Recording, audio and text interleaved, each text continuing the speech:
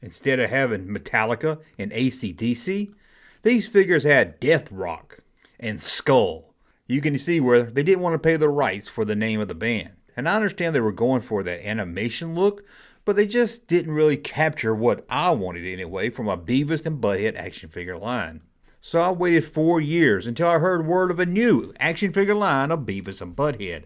They released Beavis and Butthead, and then a 2-pack of Beavis and Butthead with them in their work clothes. I did enjoy the packaging for these, but overall, these wasn't, again, action figures.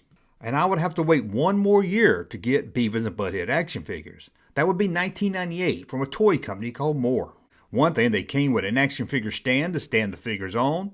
They looked like action figures. They even had knee joints. Their arms moved and their legs moved. Beavis came with a book called Spank, a box of nachos, and a drink. And to top it off, the base you stood them on had a little button on it so you could make the figures talk.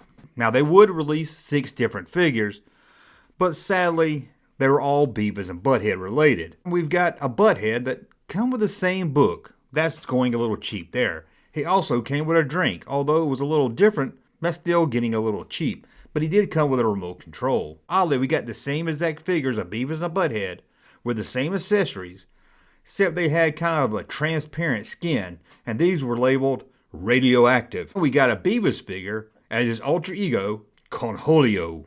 And this was a nice little touch to the line, although 2 of the 3 accessories was something we already had with the Beavis figure.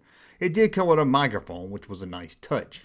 And of course, they released Cornholio again, but this time, radioactive. In 2029, Super 7 did release a line of Beavis and Butthead action figures. And again, they gave us just Beavis and Butthead in their day clothes and their work clothes and a Cornholio. I don't know why these toy companies have such a hard time giving us characters from the television show. There's so many characters they could have done. The principal, the killer with killer written on his head, Doria, the gym coach. Or what about Stuart, the little kid that always wanted to hang out with Beavis and Butthead? With the Super 7, although the cars look really nice, something about the figure and the face just doesn't look right, at least to me. And Super 7, MTV, whoever it is, can someone pay a little bit of money with the actual shirts that say AC/DC and Metallica?